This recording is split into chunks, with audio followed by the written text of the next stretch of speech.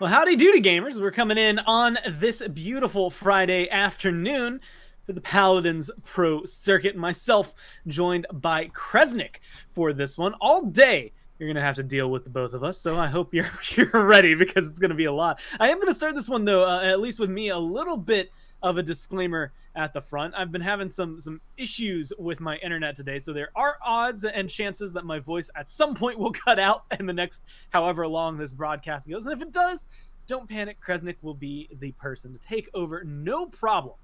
And I guess no problem is a tall ask, Gore. Absolutely okay, no problem. With minimal problem, he'll scoop it up. Small amounts of panic, a little bit of anxiety, but we'll handle it. So that's all that we have to worry about as we come forward. And Kresnik, I'm excited for today. I think it's one of those things. It's been a little bit since I've gotten to watch on a Friday, and I'm really excited to see what the teams are bringing. Yeah, I mean, Interstellar and Yoinkers, two teams that I think are doing fairly decently, like middle of the pack EU, and I feel like those always end up to being the most exciting. EU as a region last phase was always kind of brawling it out with each other. I just had to make sure I was actually unmuted there. EU as a region always brawling it out with each other, kind of back and forth.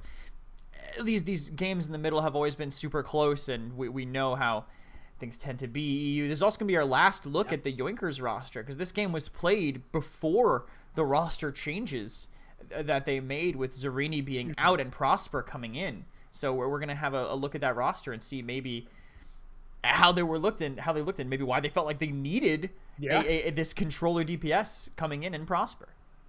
It's one of those things I think is always a little more interesting, especially because we get that little bit of clarity knowing that those changes are going to be coming in next week when we watch these games, so we can look at these maybe with that little bit of extra layer of scrutiny of saying what actually happened here, what went wrong. And I think a lot of the ones that we're going to see, because later, we'll be watching in Brazil and North America, are maybe going to be eye-opening, because yesterday, when we were looking at the standings and things like that, there was these questions of like, man, this is backwards considering what we would have expected, at least in North America. I remember that being the case. And like you said, Europe, as we prep for them, has always been this incredibly contested region. So I'm excited to see what they're going to be able to bring. Interstellar and Yoinkers that have been, again, very prominent two teams that are coming through. Maybe a glimpse into Yoinkers and why they wanted to change things up, or maybe it's kind of the same thing that's happened with other teams. They're going to be at the top. Maybe they win this 3-0 like it's nothing, and then they just still think they could do a little bit better. Yeah, some teams just could be internal stuff. Maybe they slammed it and they're like, we didn't like winning with Zarini. We could do something else. It's hard to say, but we can go into the pick bands as we start. And I'm going to say this now, and I think I might do this every set we do. For people on YouTube, I've had to clarify in the YouTube comments multiple times, and you might know where I'm going with this score. Yes, this is not the standard pick band screen that surrounds us right now. It is because I am running the broadcast today, and this is the UI and graphic that I have that I can run on my computer. I am not a team of multiple people, as they are in the other broadcasts with the UI that you're used to. I have to run everything all compacted into one little PC that is actually very small, but luckily quite powerful. So able to handle it. Obviously cannot handle the graphics of that running in the background of everything else. So different graphics for these days, but that's because it is literally me doing the production for that. Kresnik, I don't know. When I look around the room here, everything I see to my sides looks the same. So maybe it's just. I mean, look, there's 5 over there. There's 5 over there. There's some bands down at the bottom. And there's a map. Everything's fine. Everything I need to know is on the screen. So we're going to be happy with it. Also, you want to talk about easy broadcast. So Kresnik has to run game camera, picks and bands, all the audio mixing. He's got the stream, the screen switching. I have to make sure my camera and mic are great. I can go on, right? I stay here talking to this microphone, and if this microphone doesn't work, I put on that microphone and then hope it works. Or I just take over. Or goes away. Those are the other options there. I will say, as these bands come in, on his back. As these bands come in here, I will mention the map bands for this set. We are starting on Frog Isle for Interstellar versus Yoinkers Game 1, but the map bands were Jaguar Falls and Bright Marsh for Interstellar, and Warder's Gate and Bazaar for the side of Yoinkers. So those maps going to be taken out, and Sniper taken out by Yoinkers. Kinessa pretty strong on Frog Isle, maybe leaning themselves toward a Strix if that's the direction they want to go, with Ash Vivian on the other side. And Terminus, a common, I would say, European point tank ban, because they kind of want to just keep that Inara to themselves and not really give them a great answer. So I actually have a question for you, and this is maybe related a little bit more to the most recent meta. Hmm. But Frog Isle has been banned a lot. Like a lot of teams, at least yesterday and last week, it feels like we never get to go to Frog Isle Yeah. anymore. And so it coming through, not just in the set, but also being the first map, one of these teams wanted it to be their map. Does that kind of catch you off guard? I mean, some teams. This map's been in the game for so long. If they don't have a pocket pick on this map, I don't know when they would ever learn it at this point, right? Frog's been going on forever, even with the visual changes. It just kind of leans itself towards, I think, the meta right now. With if it's a map where snipers are playable, suddenly the ban phase becomes almost unbearable. You're letting through something. I mean, Interstellar got the Genos that got let through, and Nora and Atlas got let through on the other side. So I don't know, tough there. For all these things to get through and not be able to be banned. Plus, we know Victor's available as well. Yeah, that's the thing that has been of note as of late. He's here. At least I see it on Twitter. We got to mention it yesterday while we were talking about it. But a lot of hit scan focus as of late. Genos being hovered, like you said. Victor's still available. This is probably one of his best maps. Strix's still available. And based on what we saw yesterday, it's not uncommon to see a team try to just scoop them both up. And that's probably something that is still available for, well, Interstellar or Yoinkers, whichever one is which. Yeah, Yoinkers here as they try to come in. But Inara Atlas, at least to me, Kresnik, those feel like, outside of the Ashe Terminus that were banned, maybe the top two tanks in the game right now. I would agree for Inara. Atlas is definitely a little easier to deal with. I think it depends on what you pick up with it, whether you have that. There's Victor's actually a great counter pick to it, or any strong backlines can really tear him apart. But I think some of the, like Rom, a character that gets banned a significant amount, can be more valuable than him, but a little bit easier to counter, maybe, but has a bigger impact on the game as a whole, as opposed to being this really strong passive tank. I think I would give it to Inara Ashe right now. Honestly, I feel like Ashe brings a lot to the table if you want this like hybrid standard comp, but I think if you're playing passive, you're 100% right. And the Atlas is one of the best ones to have in that slot. Well, I'll be 100%. You don't have to sell me on Inara Ashe. They're my two favorite tanks when it comes down to it. Makoa used to be up there, and maybe one day he'll return to the top. But as of right now, Inara Ashe, they're fun. They get things done, and they make sure things run forward. And it was that Strix Victor that is locked in over there. Talus Damba on the other side. So Interstellar, maybe shred potential. But I don't know. At least as of right now, I'm still personally leaning towards Yoinkers. Yeah, I think having that Genos Strix Victor feels scary, honestly, right now. So much damage coming in. They have the shield to block it, but that is only up for a few seconds from the side of them. So if they don't make a ton out of it, then the Strix Victor will tear them apart. They don't really have a great way to get in, other than maybe the Talus, I think, crossing that space and getting in. The Maeve actually taken up by... Oh, actually, wait. This is... I think the draft was actually given to me wrong, because this is flipped backwards. It was Maeve instead of Tal. Yeah, I actually have the incorrect draft here. I might have to just pull something up and double check and see. I actually was given this wrong. So if you can fill for a moment, Gore, while I double check and make sure everything is correct on my end. Well, good news is we're looking at Maeve for somebody. Whether or not it's coming through Green Yoinkers or Interstellar, we'll figure that part out. But Maeve, and this is something that we haven't gotten to see a whole ton, but Maeve and Eevee, especially last year, dominated. And I know there's maybe conversations to have about the servers and playing online as well. But realistically, when the hit scan, specifically Victor and Strix, really started to pop up, they didn't really rise that well. Eevee is an easy ban for those players that are on controller, just because they know that they're going to struggle against it. Maeve, I think, can fall into that same area, but she just kind of disappeared after a little while. Everybody recognizing maybe some of these others are a little more prominent. Victor, Vivian's typically kind of taking precedent over these flanks. Andro on that list as well. Also notably not picked just yet, which is kind of surprising to me. Even on Frog Isle, where it's wide open skies, I still feel like you can get something done up there. So I think I think I see what happened. I think I see what happened, Gore. So the thing that was given to me has a no tank team on one side and a 3 tank team on the other side. So I'm going to take a creative decision here and say that it is probably Maeve here on the right side, as someone in chat said for that. And I'm going to assume that Yoinkers have chosen a tank. I think that's a safe assumption. I'm gonna be honest with you, Kresnik. It's difficult to put all my money on that. Like, I'm gonna say 90%, 95%, probably. But we have seen 5 or 4 DPS teams, and I will say more notably from European teams. So maybe something that Yoinkers could have done.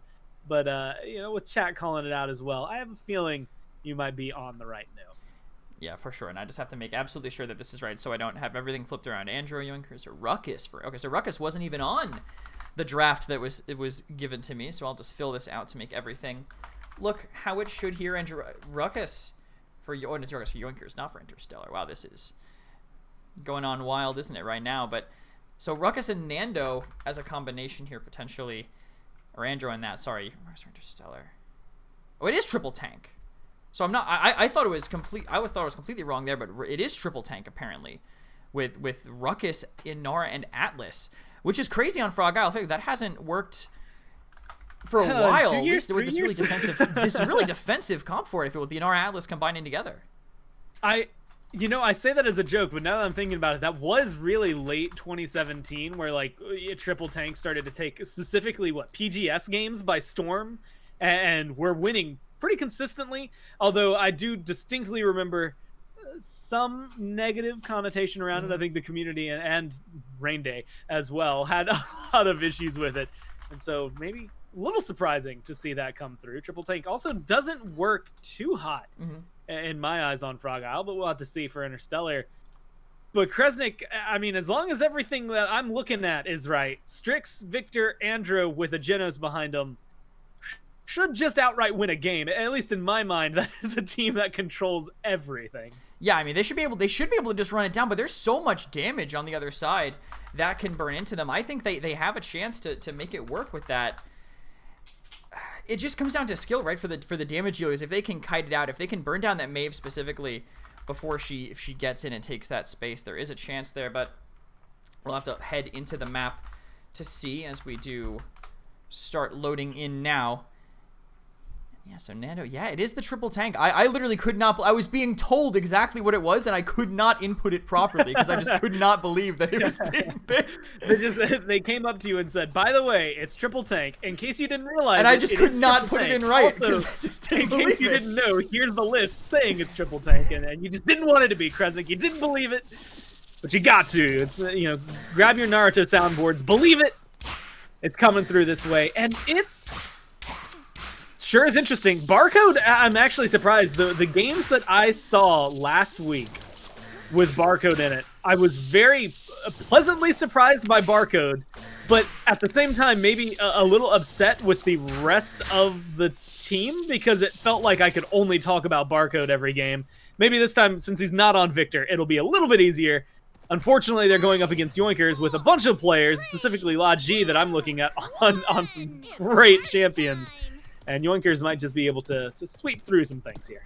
Yeah, I mean, we'll see how much they can burn them down. But this triple tank could honestly just turn them down. Look how aggressive they already are with this Atlas up on this left side. And they've isolated Zarini entirely. That shield has just disappeared, even with only one damage dealer to do it. And Zarini totally isolated falls. And, well, hey, the downside of having triple DPS is, well, this. When you lose your tank, you lose presence on the point. You've got 3 of them on Interstellar, so Barcode goes down, doesn't matter, you can replace him if need be, and Flash is over here controlling the ramp as well. Seems like they definitely had a strat for Frog Isle and running the triple tank. So far, it's working out for him. Inara's gotten 78%, almost like it's nothing. Feels like it has been nothing with how long Anvil's been able to just stand here. Pressing with Zarini again, low HP, running it down. He needs some of his DPS to chip away before he actually makes that move to get in, but he's kind of spending the shield to come in and then doesn't have it once he's actually in. Those 4 seconds is just long enough, especially when he's isolated by the Temporal Divide, to get torn to pieces, and that's enough time for them to win that Temporal Divide. All they need is how long it takes to burn down the point tank, because no one else on Yoinkers can make any space. You can see that in Yoinkers right now, kind of struggling with their positioning. Good Lad gonna get taken down in the back line, and everybody forced to retreat to the base. And this is one of those maps where this can very easily slip out of your hand. 2 zeros, 4 zeros even happen on this. Like it's nothing, but maybe a little too aggressive here. I was thinking too aggressive. Barcode gets 2 kills before he's taken down. Now the rest of the team can just move forward. They have so much room to work with. I mean, how do they kill those people on the right? It's 3 tanks in front of them. Even with the Strix and the Victor fighting them, I mean, they have this health pool where they don't even need the heals from their Dampa that's capping the cart. They just have an ultimate getting turned around onto them, and they only trade 1 for that. Step back. That gives them the reset on the shield that they might need to actually fight this. Let's watch Serini POV here. Backs up behind the shield. They just have the answers. The Dread Serpent comes out. He gets knocked out. Shield goes down. No one else can really contest. I mean, they're trying at this point, but you're just throwing bodies onto the pile, trying to slow it down. It doesn't seem to be working. Good Lad not able to get into range in time. Still looking for the kill, so we'll pull something back. But that was a checkerboarded kill feed. And unfortunately, I think at any given time, if it's checkerboarded like that and there's 3 tanks on one side, health bars are going to be leaning one way. You've got Damba behind him and Nara, who's kind of immortal on her own, but give her a good healer and she's going to be standing through everything. I think all you saw there was Interstellar just playing their draft. I feel like we didn't get to see out of Yoinkers what I thought. And I mean, Zarini's 0-4. Maybe that's where some of the problems were coming from. The more I think about it, the more their draft makes sense, even if it didn't make sense when I was putting everything in the draft. There's a lot of damage on those tanks, and Nara does like 675 if she hits all 3 of her pellets. Atlas does 840. Ruckus is this, damage tank we've known forever, and they could just run in like they are. How does Zarini survive against them? Looks like he doesn't. He has to rotate back over. They get seismic crashed immediately, and Etsu falls. Being able to get aggressive once again on ramp for Flash is going to make things just precarious. A good Hexafire into the backline. Looks like it's going to help burn down Zarini. And while I'm maybe not saying his name as much as last week, but Barcode still having a great game on this Ruckus. And now the zone comes through, and Kresnik, I mean, they're about to hit 80%. I don't think anyone on Yoinkers is going to be able to touch this. Is a 3-0 right now. Yeah, they just held it strong the entire time, and nothing they could do with that immediate seismic crash. So many ultimates not spent either. Immortal being held, Hersed Arm through time and space, all these things that Yoinkers still have in the pocket because Interstellar just never gave them a chance. They always struck first. If you can take the initiative above them, you're going to be able to execute it all. Hersed Arm trading into an Exile right now, but Exile just catches the back line, so no one can follow up, and both kind of end up being moot. Well, that payload's already approaching halfway there. 2 minutes left, so plenty of time to work with right now. Low health bars on the side of Yoinkers. Flash looking to get aggressive, but doesn't want to quite dive all the way in. Looking for those last daggers. Not going to be able to find it, but Snaze will pick it up. Maeve gets a little too aggressive. Barcode and Flash taken down in retaliation. Yoinkers looking to put up a good defense this time, but look how far that payload has moved before they can finally stop it. Anara jumps off the map to make sure she gets the reset with her team. But I don't know. It feels like they lost so much ground on the side of Yoinkers. And they did, and because of their comp, they have to run all the way back. Even with that cart there, they could move forward in zone, but I mean, Zarini's heading back to buy an item. Who's the most forward on the team? It looks like Strix right now. Logi here on the side, but how does he stand in front of this triple tank running straight in? It's all on Zarini to really contest them, and he's further back than some of his DPS right now, and the cart's rolling. He took this one angle, but now he's walled in, and the cart's still moving in front of the other DPS.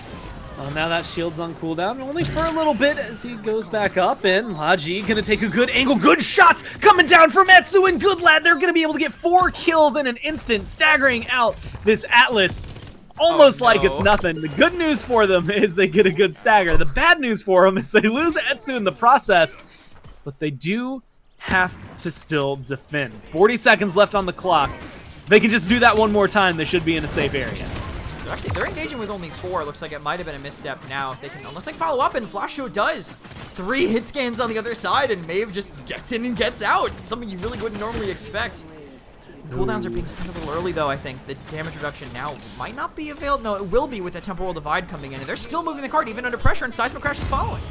And that's going to be a good stun onto Zarini. He's locked down. The death not happening just yet. He gets his shield back up. Etsu going to be able to take down Snake's Barcode. Gripped up into the air. Seems happy about it as Interstellar roll that payload in for a 4-0.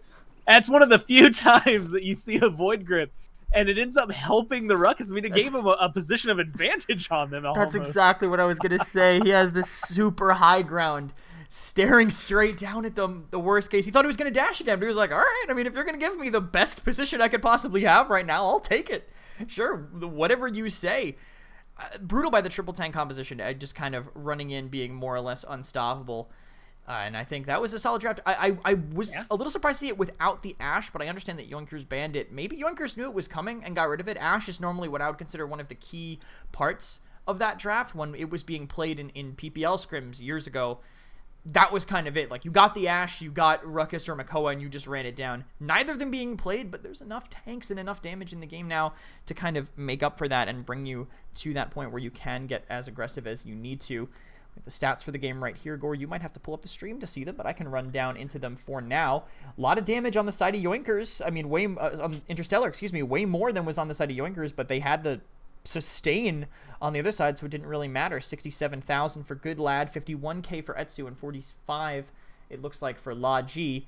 No one on Yoinkers was even really close outside of Flasho, kind of barely touching what was coming in. Oh, the names are flipped, of course, because of that. It was Interstellar that had the triple tank, as we know. I had some things prepped before, and it was not set, so I will flip that right now, and it should correct it, hopefully. The Interstellar triple DPS comp, the Yoinkers triple DPS comp, oh my, I'm flipping my own head around all over the place here. Just couldn't withstand the health bars coming in from the other side. Yeah, it's just intriguing to me. I think seeing it come through that way. It felt like, at least in my mind, for Frog Isle, that triple DPS should be able to come through, but I think what we saw was, the only words I can think to describe it were reckless abandon coming down from Ruckus specifically. Did not seem to care too much about just full-on diving. I mean, Barcode would forfeit his life if it meant getting something done for the team, and it got a lot done for the team there alongside the Atlas. So 4-0 on Frog Isle, but for the team that didn't choose Frog Isle, it's maybe not the way they wanted to start this off if you were Yoinkers. But something tells me it's not going to stay that way. Frog Isle's usually one that goes by fast, so it's not too surprising if it speeds through there like that. Yeah, I think Frog Isle snowballing is definitely not a new thing to see on that side, but definitely surprising to see, I think, happening so quickly with that triple tank comp into that, seeing it actually making space when normally we always say that double tank is kind of a big deal on this map, but triple DP, when you have triple DPS getting ran at by that, you can see why tanks are so important. Even though like there's big sight lines, you want these back lines that are doing an outrageous amount of damage, you want these DPS. When you can just disregard them, what does it matter? They didn't have a tank in the off lane stopping them from pushing up in danger, so the tank aggression was just unabated all game. And hey, when there's three tanks that are, not having their pressure dissipated in any way, form, or fashion, they're going to run you over, and they're going to run you over pretty hard at that point. So I think maybe surprising yet unsurprising to see it go that way. My question is more how Yoinkers adapts and what they can do to slow that down.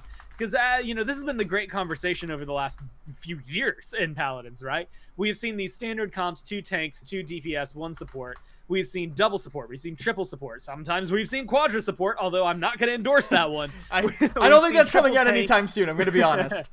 We've had triple tank. We've had triple DPS. We've had all sorts of things. But the question always revolves around triple DPS, triple tank, and standard, and which beats what and how. And it always feels like it's this ever-evolving flowchart and diagram that just says, well, this beats that because this, but sometimes this beats that, and also this beats that one. And you end up with that Charlie Day meme from It's Always Sunny, where you're just standing in front of a board with all of these little thumbtacks and strings everywhere, and you're just trying to explain which is the better meta. And I feel like that's where we're going to end up today. Yeah, I mean, I think all the metas kind of, all the different comps you can run have their own ways of countering them, and it's even map dependent beyond that. Like you can run triple tank and triple DPS on a map like, I was gonna say Shattered, but then I just remembered NIP.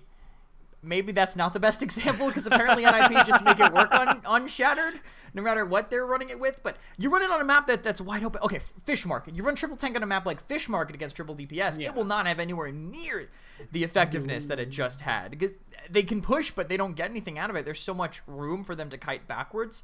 I think while still keeping the point under threat, I think that's what it is. They could push back as soon as they control that window side. Who's stopping the support from capping the point? Nobody. The map's not wide enough for them to have any way to break through that tank line that's kind of come forward.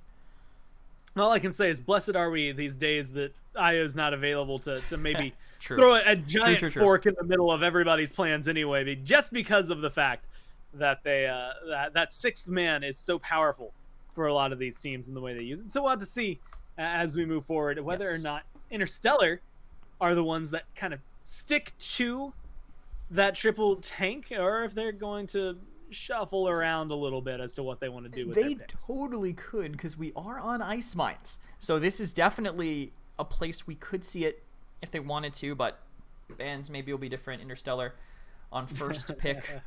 And we'll see how they aim for this. I mean, snipers potentially on a map like this may be less effective than you'd be seeing, but they're still willing to ban it anyway. Kinessa taken out by Interstellar. Target towards Logi, maybe, if I had to guess. And it feels accurate. Again, there's been a few players over time, and I feel like it started in North America for me a little bit towards the end of last year in the minor league, where we started seeing Kinessa specifically on ice mines crop up. And I already feel terrible for forgetting the player's name because I used to love watching them play. And of course, now Kinessa on ice mines? It was on ice mines. Stigma? Kinessa on ice mines. Stigma. That's exactly where it was. Very excited. It was. You'll see him play later today, by the way. I remember thinking when we first saw it,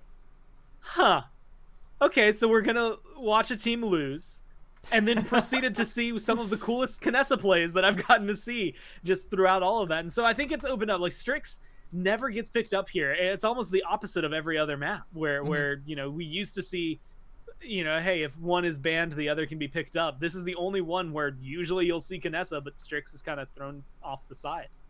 You definitely see a good mix of both. I think Kinessa used to be more consistent, but now people just run Strix for the raw DPS.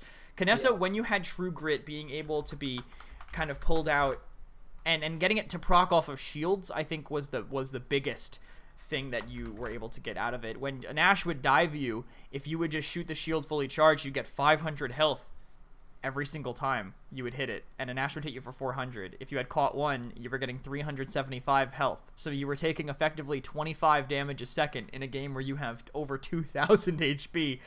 Not counting reloads, you're literally unkillable. Now, True Grit doesn't proc off shields anymore, so she takes significantly more damage. I don't think you'll see her as much as you'll see Strix, because they value the flashbang, they value the raw damage, they value that quick headshot rotation potential. But it is here on Ice Mines that, well, I don't know. Maybe we'll still see a Strix. This is the one where I always like to pull out how Drogos and Dredge work really well here, even though they're never played and nobody's going to humor me and play them. But it is worth remembering that they exist and are awesome. I think Victor specifically causes some troubles for that Drogos being played. Dredge, he's in that awkward area. I think you just have to be courageous and sure of yourself in order to lock him in. But Furia, Zen, Inara there for Interstellar. Bomb King, Genos, Victor, Rom for Yoinkers. One more tank, and I'm going to say Yoinkers are easily controlling the fight, although Vivian's definitely going to give them a run for their money. Yeah. Depending on what they want to finish this out. Inara Furia feels like something you don't necessarily need another tank for. And I like it. They kind of ride that middle line there, Kresnik. Just get a tanky support that also does high damage. Grover kind of brings it all, actually. Yeah, and they needed him because of the ROM. They need something to stop the ROM. It's not going to be Genos, because Yoinkers have it, and it's not going to be Corvus, because, well, you're not running Stun Corvus, and EU just doesn't seem to think Corvus is very good.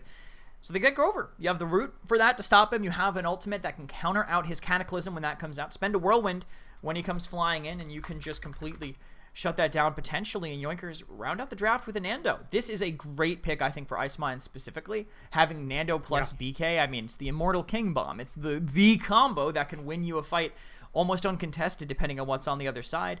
Not really a great answer from Interstellar other than, I guess, Inara could eat it, or Furia could eat it with her ultimate. She could inflame right in front of them and take it. I mean, that's a way that could happen. She's not gonna. I don't know if she's gonna make it out, but she can at least deny that damage if she happens to be in front of her whole team. Furia, the one known for jumping on the live grenade that is bombing. I was actually thinking, like, Inara goes, grabs some of her DR, and if Grover has a Whirlwind ready, maybe you can use the counter, get the CC immunity, get the damage reduction and the healing. It feels like a lot to commit for just a Bomb King, though, so maybe they'll have to play it carefully. I think that's the big thing. On Ice Mines, I love so much of Bomb King plus Genos on this map. I think Bomb King in the right hands in this game, and on this map specifically, will just run away with control, with damage, with kills. Granted, we haven't seen him a lot lately, and again, there's a lot of conversation to be had behind the scenes as to why that might be, or even in game as to why that might be. And I think Etsu and all of it, even though I liked their draft last time, I think them and crew are once again bringing something I can enjoy here on Yoinkers. It's just whether or not they can play to the level they need to in order to kind of turn things around from Frog Isle.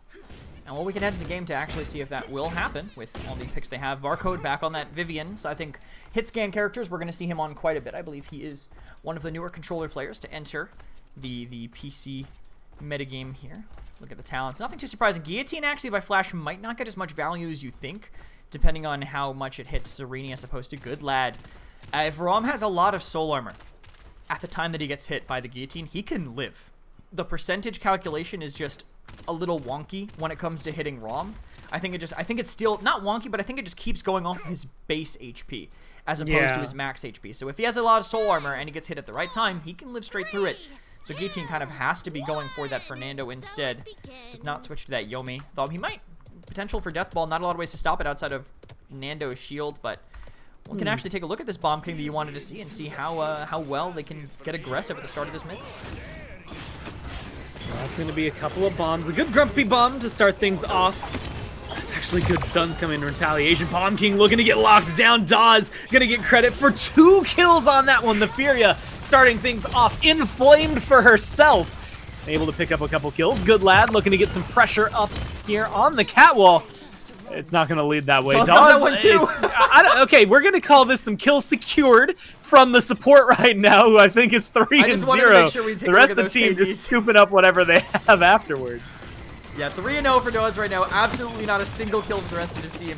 Great booby trap, actually. Sending everybody backwards and the long-range CC. One of the things you don't expect Vivian to do, but she has that to pull out of the pocket at any time. Will this Rom be able to touch? Root could be coming. They didn't know. Wait, the wall? The wall! It's stuck to... Good Lad just couldn't make it. That is insane. How close you have to be. I mean, Good Lad is just one step off there from being able to make it on the point and force in overtime. Great wall that comes through.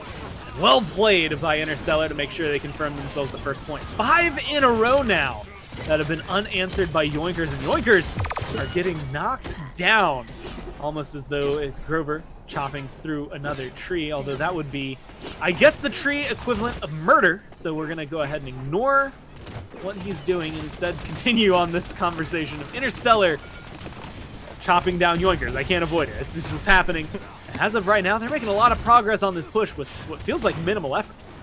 Yeah, I mean, they're keeping the damage going. The snowball continues, more or less. They have a lot of, I think, ways to hit them around the corner, so they can't really hide that well. And the double support means that the damage they're doing is not really sticking, whereas only Genos on the other side, Inflame coming out, potentially matched with a Barrage, but Barrage doesn't find anything. Again, that healing is just too much. With Etsu going down once again, you're losing a lot of pressure here. If you're Yoinkers, you don't have anything to fight back. Zarini's gone, and you don't have much to supplant him with. So they're just going to be able to walk that one right on in. Good damage from Flash. We haven't even gotten to see if this Guillotine is going to make a difference because they haven't needed the Guillotine to make a difference. Burning through everybody. I mean, 4-0-4, score not found there for Flash. 3-1-2, Dawes opened it up with kind of a delayed triple kill as far as people are concerned there for the support of all things. Inflame was used towards the end. Barcode is undying. A lot of things to highlight here, Chris. Yeah, and I think the ults that they used are fine to be spending on Ice Mines. They charge fast enough. They're already all at 20%. And even though they have the big combo on the other side, I guess they don't know that Serini doesn't have Immortal, so it's going to be at least a little bit delayed or going to be slightly less effective at the very least. I was going to watch BK again, but it's entirely possible that we just end up staring down 18 effects at the same time from when they got collapsed on, just like last time. So we'll watch Zarini, who might at least be in third person. Time and space does not connect on anyone. I thought they might want a combo, but they just kind of spend it. Zarini's still getting pushed on. They have to King Bomb to peel for him. Well, you can see Yoinkers didn't get quite as aggressive this time, not locked off in the room, and that might just make enough of a difference for him. Snaze gets taken down in the process. Now the aggression is on the side of Yoinkers. They're moving forward. Froze going to be trying to move forward. FRZO trying to do anything they can, but it's Law G right now getting kills and going for the flank route, finding the nice angle. That's 42% on the point already. Rising up still. And I don't know, Snae's taking a lot of damage in the process. Gonna go for the seismic crash, looking for some stuns. Laji gonna get taken down by Flash. The Immortal gonna be used. The dismounts are gonna be solid, but that's gonna be a touch from Interstellar.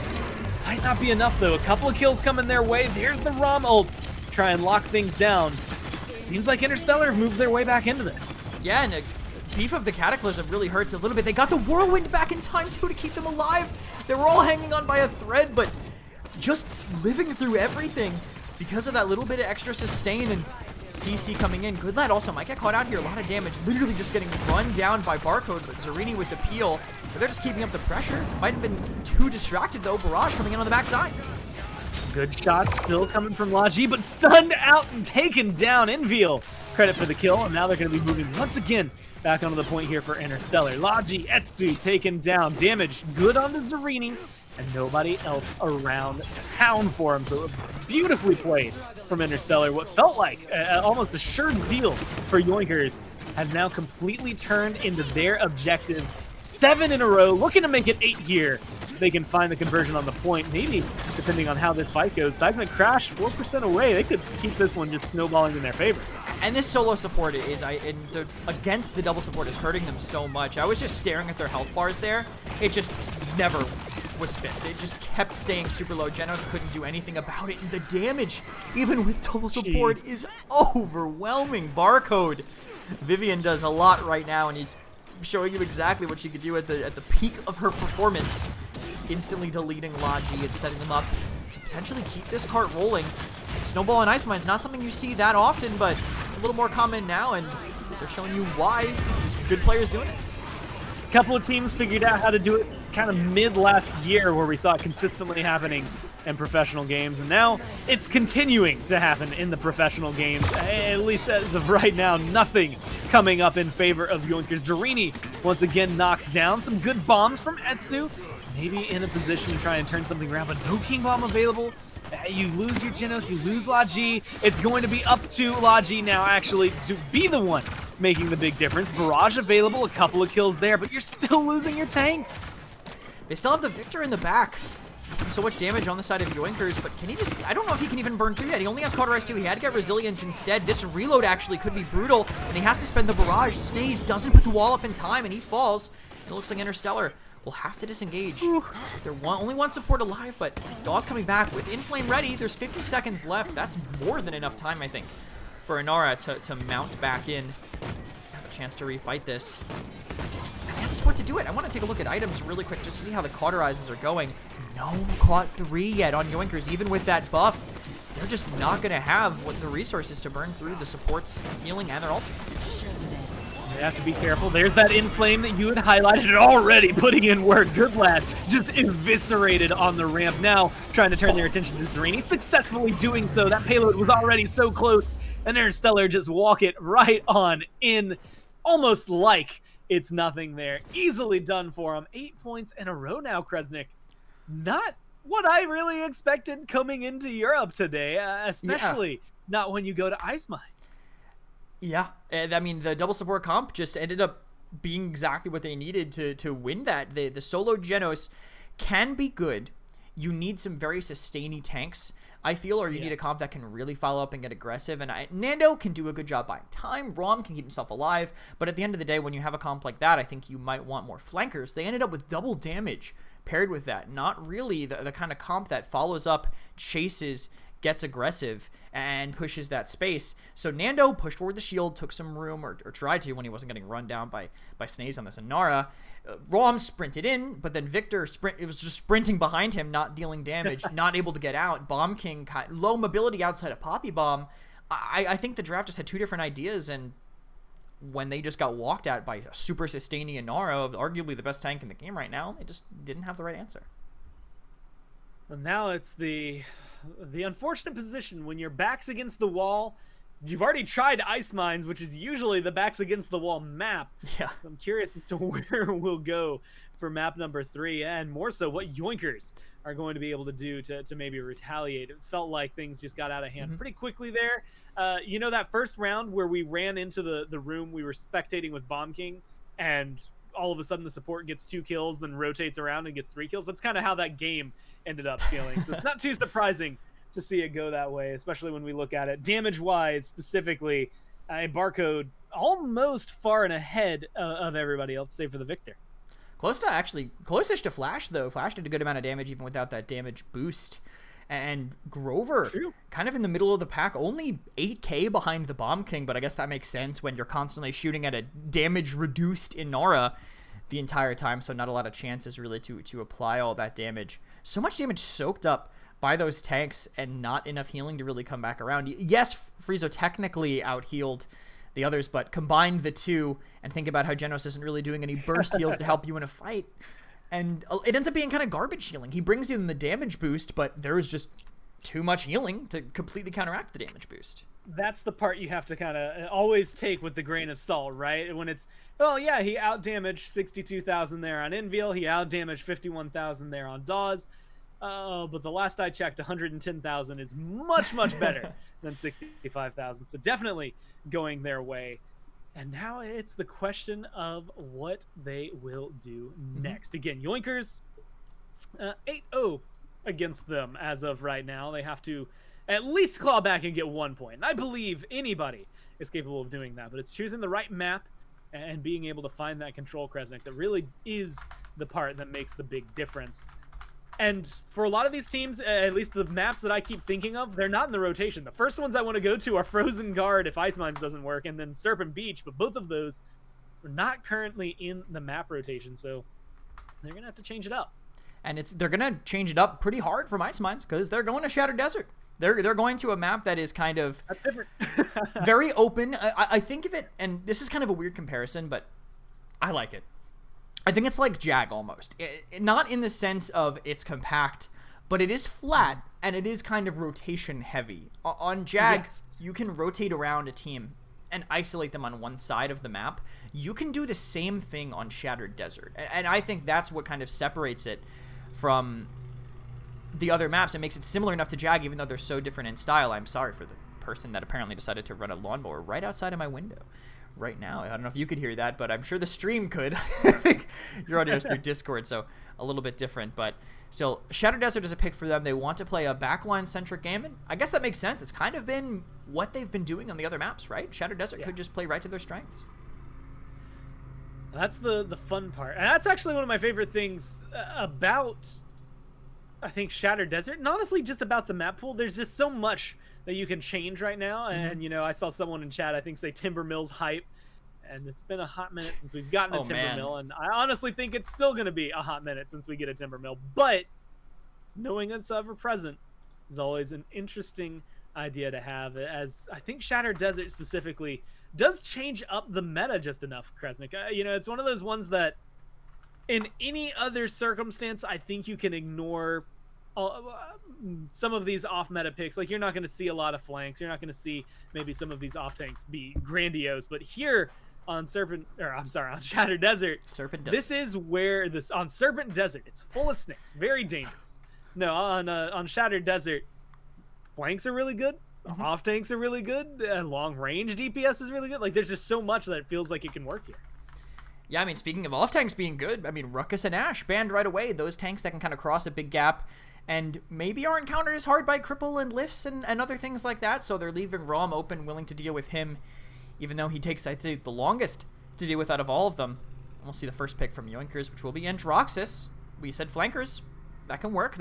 He also has some great fall off, so he can get in position behind them and then just poke from there and get that little bit of extra damage from range and also be mobile, which are two things you really want on this map. But speaking of extra damage, Genos on the side of Interstellar, who I think is a great support on this map, being able to lift the ROM potentially if that gets picked from Yoinkers out of his dash, making it a little harder to do that.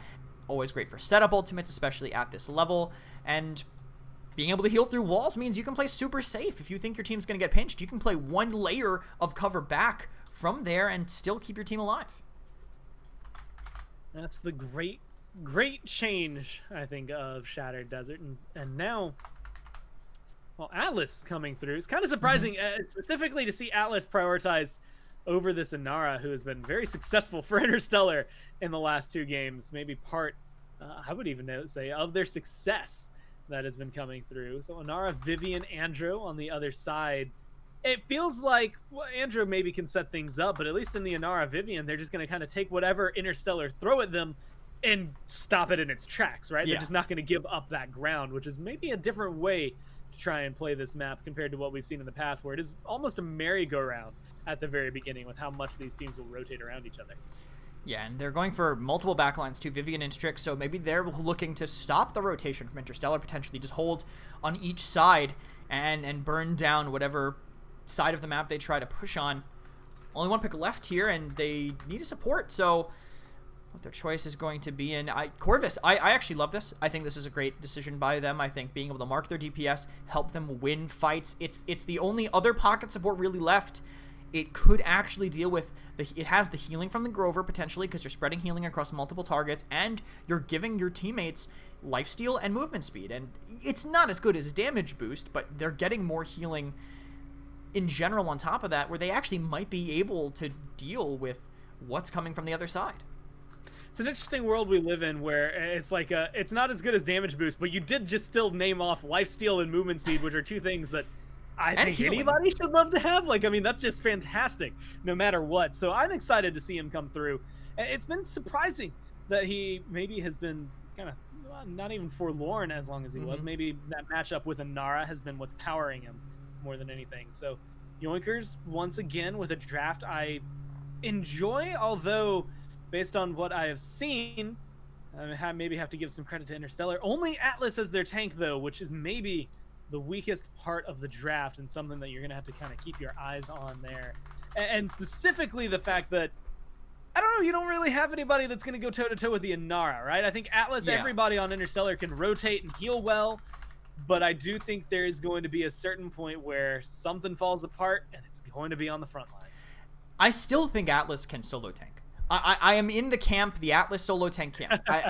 But I think you have to do a specific build. I think you need sustain on the shield, you need cooldown on the shield, and you cannot run big shield. If you run Temporal Divide, you are just saying, hey, listen, I'm the only tank, but I'm going to make... It's like playing Barrack, but with a double-length shield cooldown. It just doesn't make sense.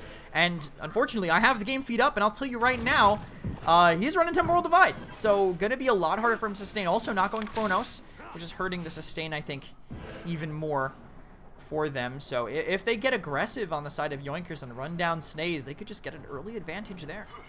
You know, I feel like, and maybe this is just me, Kresnik, but I feel like the camp you're in, the solo tank Atlas, I think it would be bigger if we saw anyone do it. And that's the thing, like, I mean, you just highlighted it, like, not to try and pull it out from under you, but it's one of those things, you highlight it and you're like, okay, here are the circumstances that you can make it work.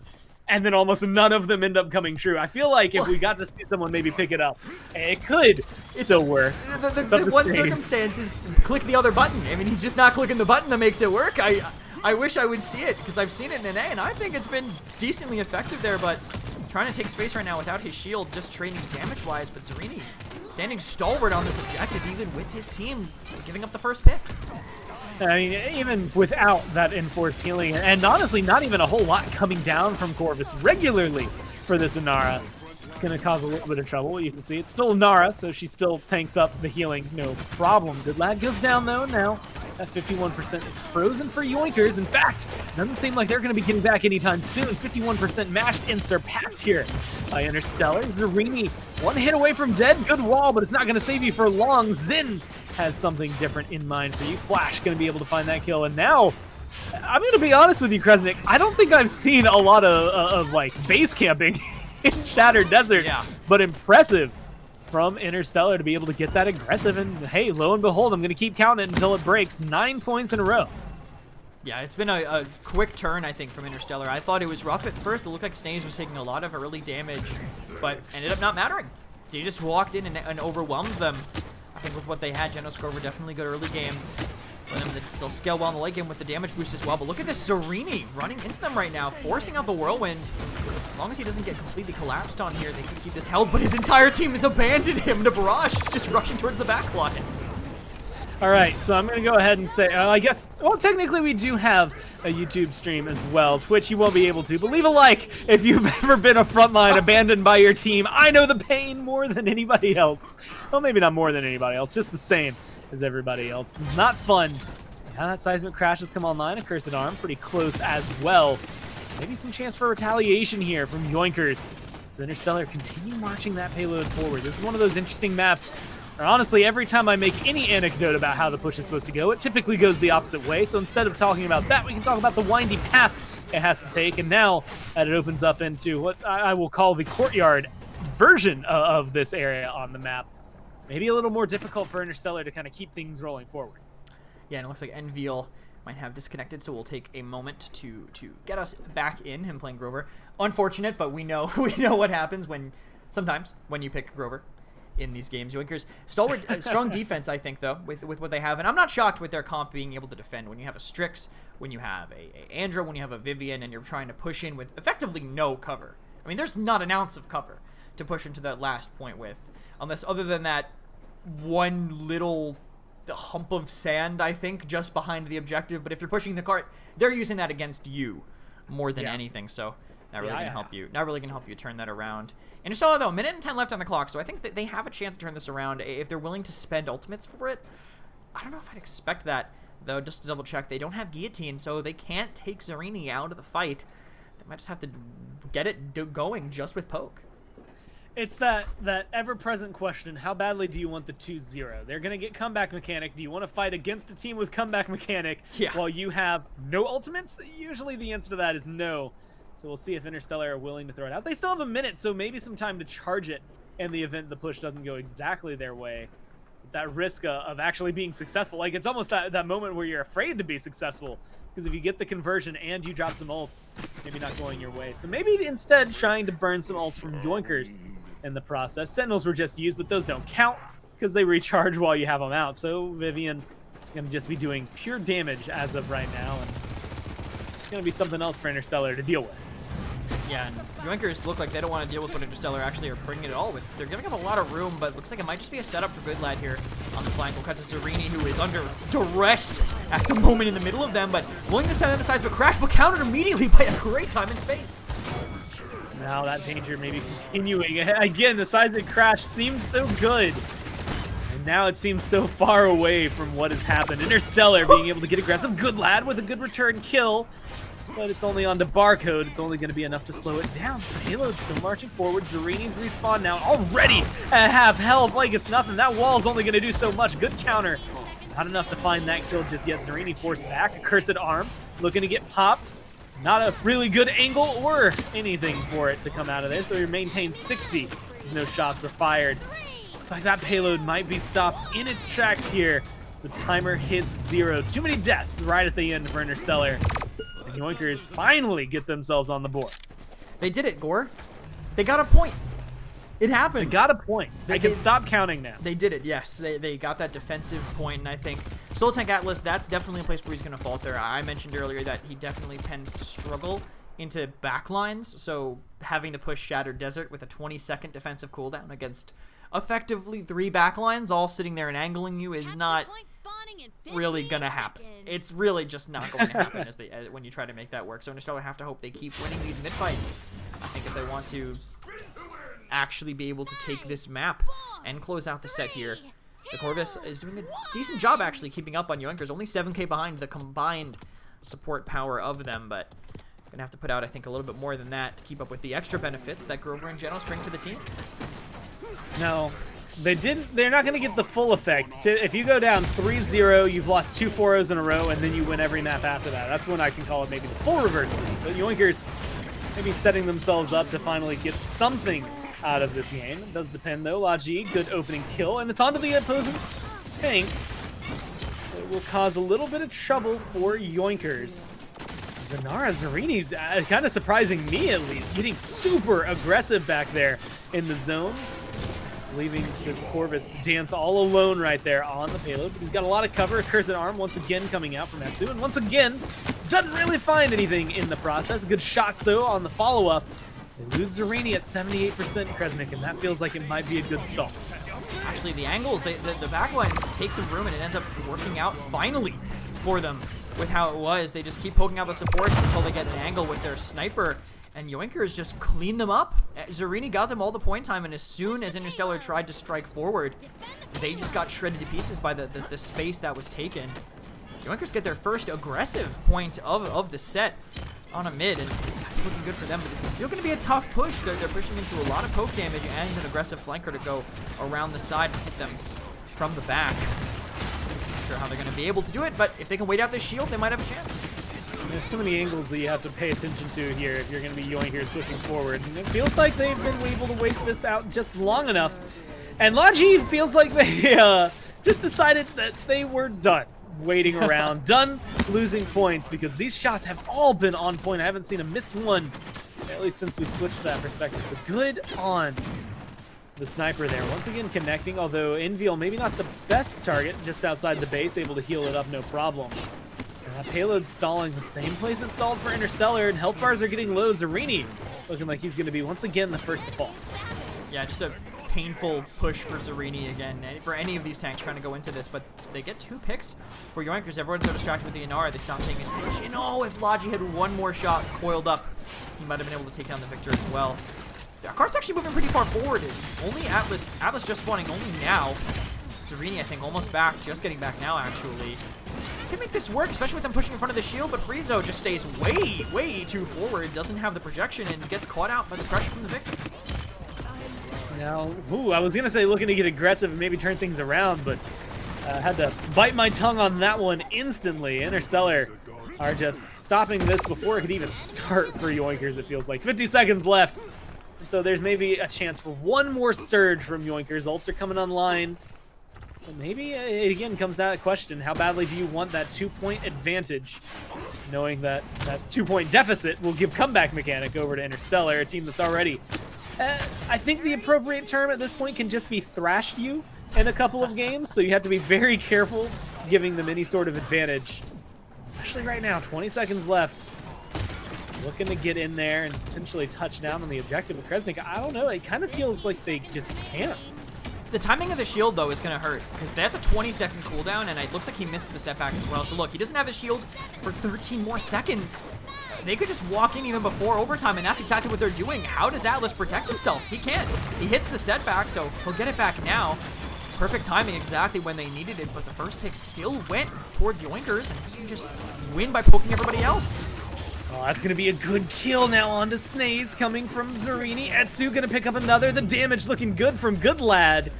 And they are going to be able to convert that one. A good push at the very end. And one seismic crash converted to be able to find that payload push. So they don't come without a cost, but you still find yourself now up 3-1.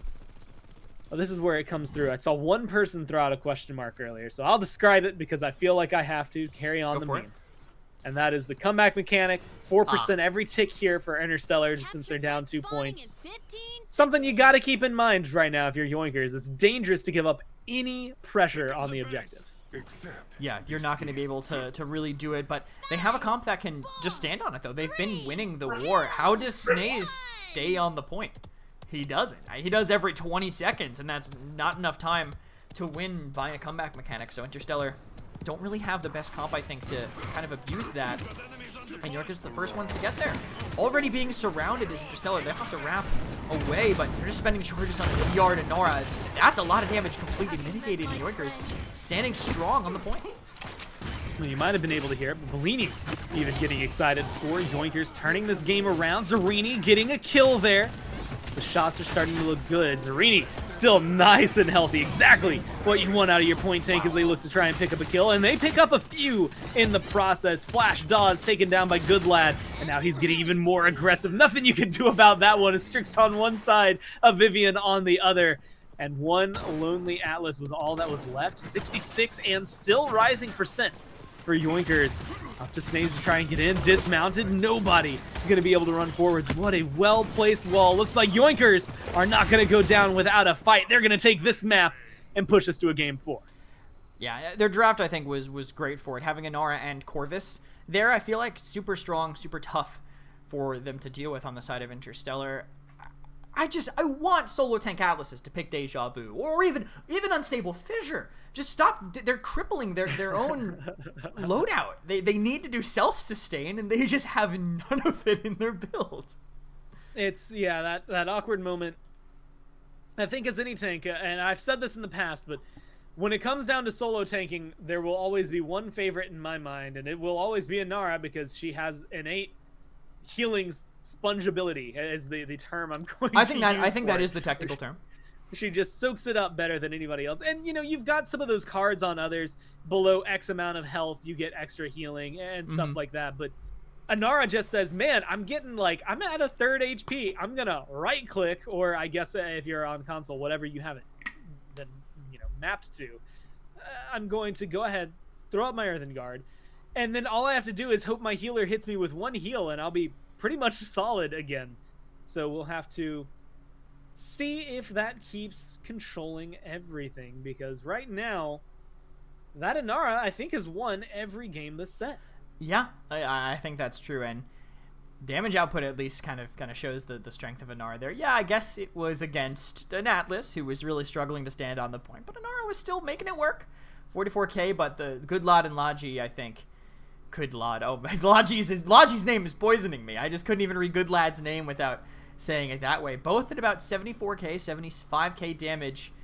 The only one close was Barcode, actually, who was a little above them on the other side, but the Corvus doing a great job of getting that great healing output. Actually, I think only 4k, roughly, or 6k below what they had on the side of Interstellar, so great job with him outputting that healing, even with a couple unfortunate deaths to not seeing the aggression coming. But I think the point was where it really ended up falling apart as we take a look at the KDAs. I think Zarini 5 and 6, but Snaze 6 and 9. Zarini with one more death than his Snaze with one more death than his flanker. So hard really to live through that. Whenever that shield is down, he can kind of just get walked at, and that's what a Good Lad and Logi just took the angles on the side and didn't give Atlas a chance to breathe.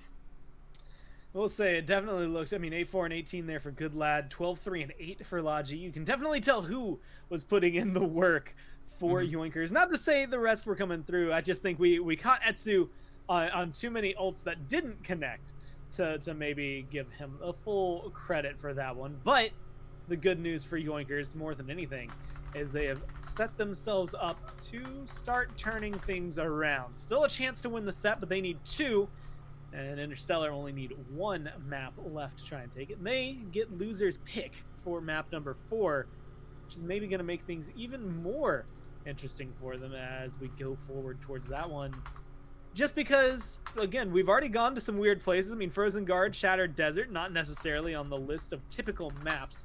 So maybe they're going to be able to change things up as we move forward to Stone Keep. I'm watching you type it in so that I can predict the future. I can tell. I can tell just by the way you were talking, like the cadence of your speech. You're waiting for me to get to the little tab where I type in the map for the next screen. Yeah, no, Stone Keep's going to be the map that we head to next, and it makes sense. Interstellar, I think they were looking good even on the standard map. They were looking good on the little offbeat map, so go to another standard map. If you can take them on the offbeat map as effectively as they were, even when they were in disadvantage, bring them Stone Keep. It's old standard, and you can play just about anything there, so Interstellar can kind of keep their unique drafts and kind of help that bring them to victory. We'll have to see, though, if well, I guess if it holds true. And at this point, if I was looking at a game number 4 and I had to make a bet as to who was going to win, I'm looking at whoever picks Inara first. But maybe I can then maybe I give a little bit of leeway. Maybe I say maybe it's not who gets Inara first. Or what if they ban Inara? Yeah. Throughout all of this, and maybe that is the key to try and control this. It's one of those weird conversations, and we haven't had it in a while. I feel like last year it did start to come up, though, but banning tanks, specifically these tanks that are very solid, I think Barrack and Nara were the original conversation around them, or ban one, pick the other. I think they can return to this conversation where, you kind of have to wonder, is it worth getting rid of one or more if you see them to make sure that you can control the flow of the game? That's been what's happening, right? With these Terminus bans that come out every single round by Interstellar, that's literally exactly what they're doing. They're banning it so that they don't have the best answer on the point, which is that Terminus.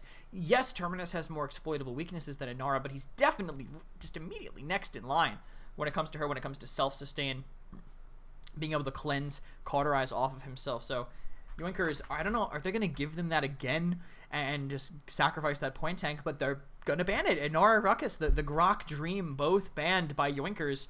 And Interstellar now are in a brave new world of first picks here on Stone Keep. And Eevee, a character that's kind of been in and out. People say, it's online, so we don't want to play Eevee, but Interstellar don't care. They're willing to pick it top priority here against Yoinkers. Interstellar don't care, and I think that is, it's different. I mean, again, I was talking earlier about, when we saw that Maeve locked in, how we hadn't gotten to see a whole lot of Eevee Maeve lately, and I feel like I've seen more of them this week than the rest of the year combined, outside of them being banned away from a lot of these teams. I mean, they were real difference makers last year towards the end of the PPL, so it's not surprising to maybe see them starting to make a return, especially with their potency against specifically controller players and causing them some trouble and trying to keep up. Eevee's mobility, solid, but not infallible, something you can take down. 1800 health, matched pretty easily by an Andro who can hit his shots. So Yoinkers still in that conversation of people who can try to take her down given the right circumstance.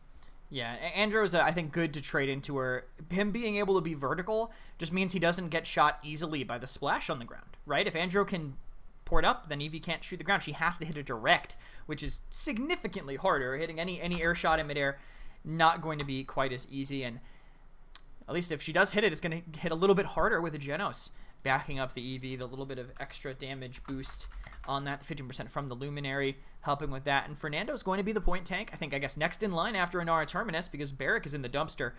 Having Nando here to have the Mark survive with Last Stand plus that passive healing every time he puts that shield up, I think that's just great to pair with that Genos with that passive healing. I don't know why it caught me off guard. It's the truth. It's been the truth for months now, but maybe it's just catching up to me. Barrick is in fact in the dumpster, and I actually like this. You can't even Atlas see him. Ash. He's so short. His head doesn't even peek out. No, it's a really sad story. Yeah, even worse. Yeah. It's almost enough. Like, I imagine Oscar the Grouch, but now it's Barrick instead, and it's definitely worthy of a comic. If anyone out there is incredibly talented, then that's something I think that could be drawn pretty well. But Ash locked in, I think she's one of those weird off tanks that can point tank given the right circumstances, and I think her and Atlas is a good pairing.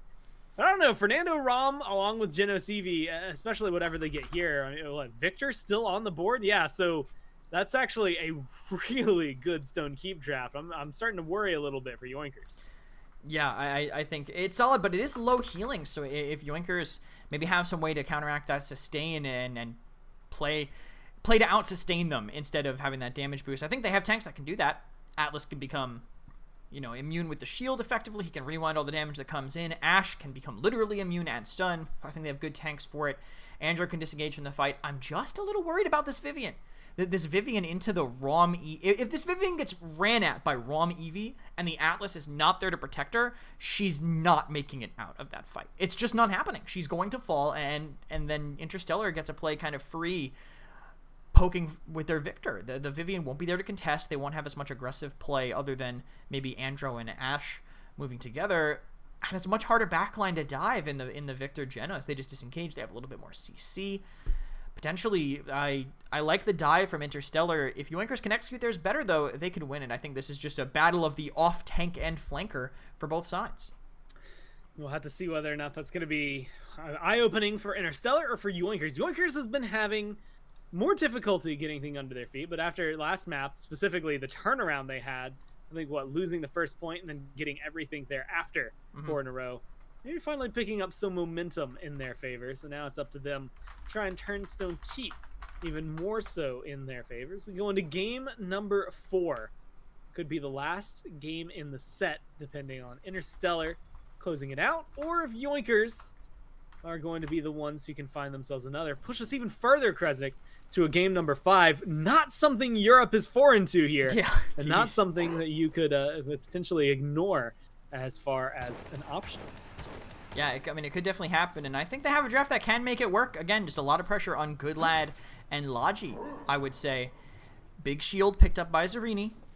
Could work, but it doesn't really have the same... It's not really hitting the same way as it does when you're playing it into a multiple backline team. Yeah, you put up a big shield, but the Rom and Eevee are already in your backline. You're not really stomping anybody from collapsing on your team, maybe a little bit greedier of a build with. I don't want to just say go Deja Vu every single time. I'm gonna say it again. Deja Vu into Rom and Eevee. They won't be in that place before. They'll be sent straight back to where they wanted to start. You can do both in a group, but Big Shield going to be ran. Oh no, he swapped back. Let's go, Zarini. We love to see it. He even has the reset build, so sustain for him. He'll live a bit longer and already playing aggressively up top. So far, looks like it's paying off. The aggression. Good damage there on the Barcode. That's going to be first blood for Good Lad. Laji traded out, though, so it's not going to come without a cost. Now, the question is how aggressive they can continue to be. They dance around the wall. Seems like Keep seems to fall in favor of Yoinkers.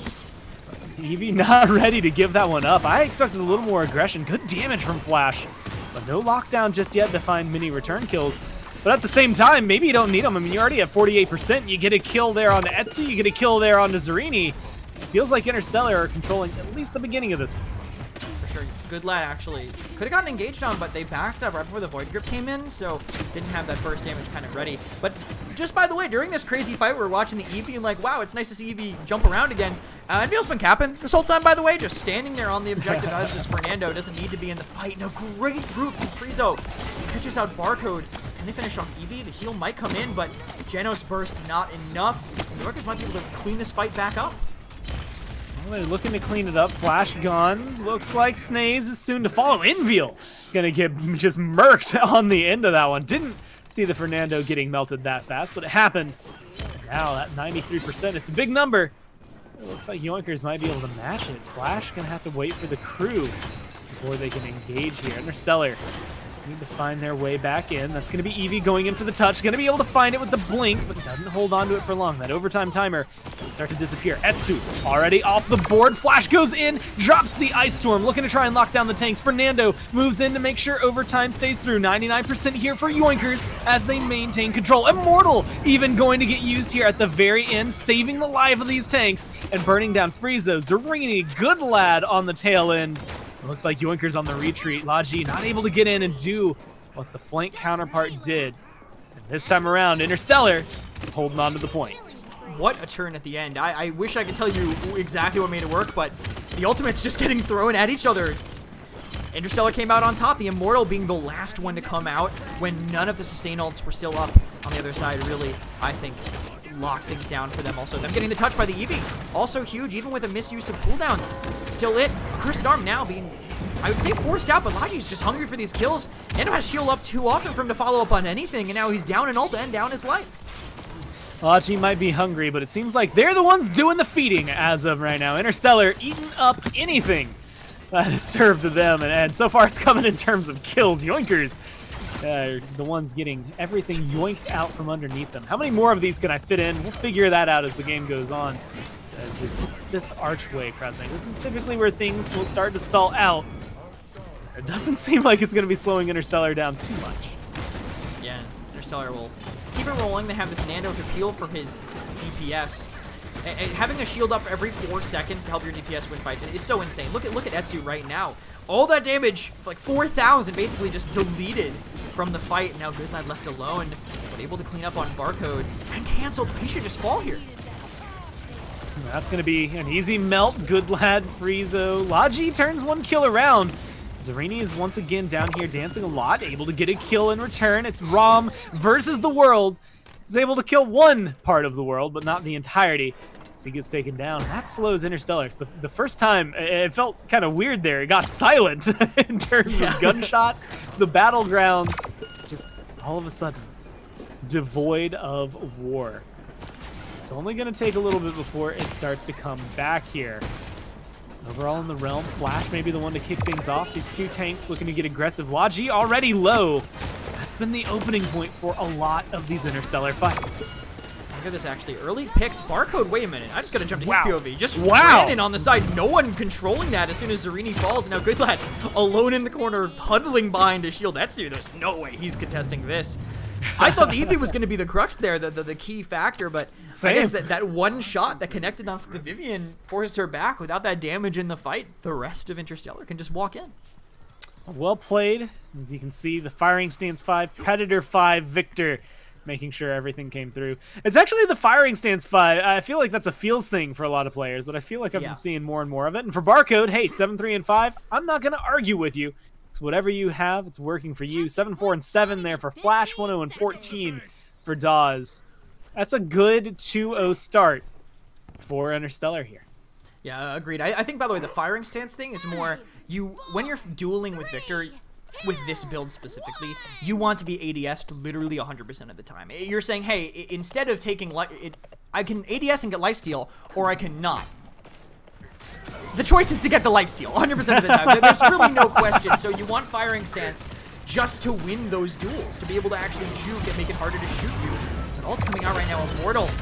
The Exile tried to counter it, but a little bit too late. And actually, the Immortal sets up. The Exile sets up for the time and space, but a barrage in the backside. 2 kills already for Interstellar. The percentage, though, getting picked up by Yoinkers. This time taking a page out of Interstellar's book. And there's so many low health bars on Interstellar. It's just a matter of time for these kills to start coming through. That's 2 down. Eevee barely alive, 93 health. Gonna get the heal on Blink there. It's not gonna be enough to keep you alive. Laji finds a double. That's gonna be a triple for this Androxus. 58% still rising. It looks like there's not gonna be enough time here for Interstellar to try and get back. They're on defense once again. As Yoinkers seal the deal, grab themselves a point, and start pushing this payload forward. Yeah, the double comeback, making it almost impossible for them to really recontest. But when it's an even fight, you're really not going to have a chance to come back in. Yoinkers already taking space. Look at that great setback, actually. By Zarini around the corner, catching Barcode in. That's why Deja Vu is so good, especially on this map. Someone hides on the railing, thinks they're safe. You can get him with that. Group CC just daws in and sets him up for a kill as well. There's good shots. Another double from Laji, kind of coming what feels like out of nowhere, but still able to help lock it down with the assistance of the team. And now 99%, about to be 100 on that accursed arm. Whether we'll have to see that come into play or not, we'll find out. It's looking to try and tie up this game. Yoinkers, minute and 42, and they're walking right past the archway, almost as if it's nothing. Finally slowed down just a little bit, but Zarini looking to get aggressive up here. Unfortunately, not going to be able to get that setback. The damage is still solid, and that one plug shot when you charge up this cannon is so good against the Eevee. And he's able to buy a lot of space here, but he needs to be more cautious of the shield coming up, because you can predict that. Logi couldn't predict, I guess, the aggression from Rom up top, though. He just walked in, tore him apart. Now Interstellar are going to be able to retake all this ground. I wonder how forward they're going to go. I guess they have a combo that can do it, right? Rom and Eevee, if they want to just collapse on Good Lad right now, they could. They just have to be aware of this Vivian still on the side. Actually, now she rotates over, so that could come in, and it does. Logi falls to flash up. Now I'm starting to wonder where they'll get aggressive. Seems like they're content to just hold the ground they have. Etsu, the Sentinel's out. It's a lot of damage, so you got to be very careful. Barcode if you're going to try and take that one, because, well, you're going to get melted otherwise. Friezo, credit for the kill. We saw that Sentinel making sure to get some explosive damage in there. Good Lad back on the payload. Assert dominance available. And just a little trade out right there that comes through shot for shot. But now it's Yoinkers in control, paying off maybe in their favor. Defender's advantage still helps Interstellar. Yoinkers are just walking this one in right now. Fernando's got to get down there and do something. Going to be able to drop down, but not for long. Melted almost like it's nothing. Now it's Rom's turn. Taking a little bit longer to get burned down here, but still going to happen. Zarini alive, healthy, and well. Flash in that ice block, going to try to do everything, but there's only so much you can do when you're frozen still. Unfortunately, he was only able to do it for as long as he had that block. Now it's a tie game. Yeah, I was going to say, I wanted him to use that setback. I felt like it was really unfortunate that his first stasis field got gripped up, so he wasn't able to get it where he exactly needed it to keep sustaining. But once it ran out, Barcode was still raining hell on the backline. If he had just set back one of the tanks on point, I think he was waiting for the Rom to dash, but he could have gotten that setback and then shielded right in front. He could have jumped down, shielded right in front of Barcode, forced him to rotate. They ended up winning the fight anyway, but could have been a lot more control potential there if they had aimed for that. Either way, the backline presence that they have, I think, ability to just poke down, and Logi just awakening right now on this Andro, 16 and 8, all add up to help them cap that, but now they don't have that comeback that won them the last fight. This one's going to have to be one fair and square.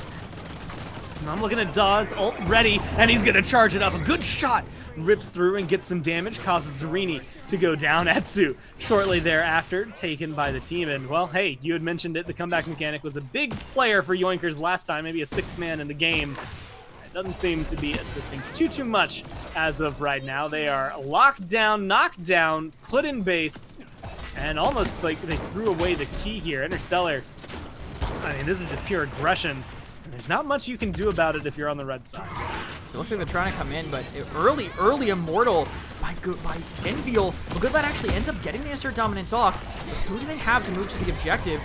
No matter with his exile, Zuni's taking so much damage, and he doesn't have any cooldowns to live. Oh, the question is if they can finish him off. Logi with 2 kills onto the carries for Interstellar. There's a kill onto Rom, a follow-up on to the support.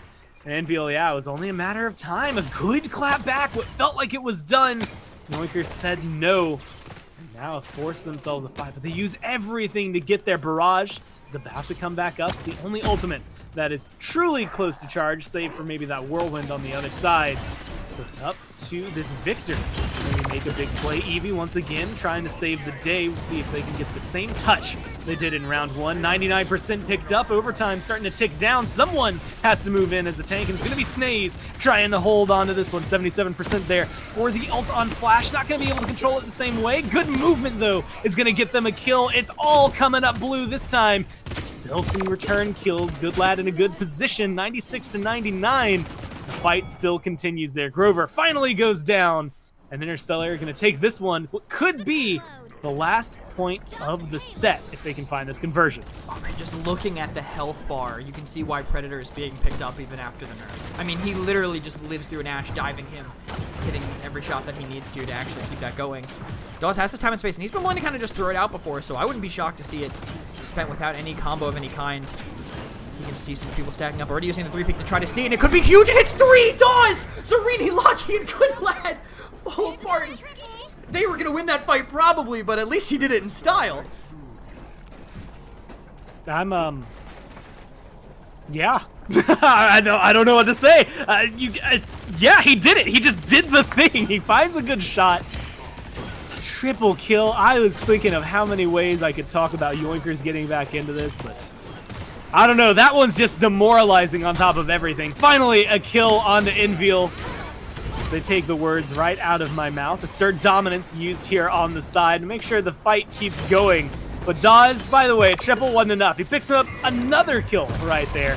So they get aggressive. That last hit, don't know if he needed the ult for that one, Snaze, but he's going to use it anyway. Finds Goodlad and keeps things rolling. 1:15 left on the clock, but it might be, maybe a minute longer than they need. It's walking forward, 110 left. Logi gonna buy some time, but it's just one lonely intro. The team gets wiped. Interstellar wipe the floor of them. A flashy end to a fantastic set. And that one's gonna walk away Interstellar's victory. So if you're ever wondering how important ult management is, just watch the last fight of that game. Because every single ult that they had, I think, was perfect. More or less. Maybe not the Rom ult, but everything else pretty much hit the mark it needed to. And that's how you win it. You get a triple kill with the time and space, completely raw, just off of your team's pressure. You're immortal at the last second when they have all these answers cripple behind them with an Eevee. They just spent their resources flawlessly, I think, in that final push. And they're still showing their strength as a team, even as I believe the bottom team coming up from relegations, maybe second place from in that relegations, they're showing their strength. And a brilliant way to kind of assert yourself at the end, right? I mean, you lose Shattered Desert, and you can shrug that kind of thing off. I mean, Shattered Desert's an already bizarre map, so you know you're going somewhere that maybe isn't always going to be in your favor. You pick a good draft, and like you said, everything at the end there is just kind of a testament to good. And you know what? You ask the ROM players in the world, he got a kill, so as far as he's concerned, he's happy with it. And I think everything just went their way. Also showing maybe a testament mounting to Eevee, and why, everyone, Eevee is so solid right now. In the right hands and the right moments, she looks good. Yeah, and looking good too on the stat line as well. Over 100k damage, 102,000 for Flasho at the moment, with Barcode 40k higher, but I think that's what you come to expect from your Victor, even with the tanks pretty low on the damage charts. But Rom is just more of a distraction. Nando is shielding 90% of the time anyway, so you don't expect it to be that high. I think damage on the side of Yoinkers, lower than you'd expect, but especially into a ROM. ROM kind of feeds those damage stats, but Laji ended up outperforming Etsu. I just think that's a hard game for Etsu, though. Look at what he's playing into. I get that he can kind of farm off of the ROM, even if that rhymes. He's still getting dove constantly by the Eevee. When you watch it happen, he is just getting landed on by Flash all game. He went 2-10. A testament, I think, to all the pressure he was under from start to finish.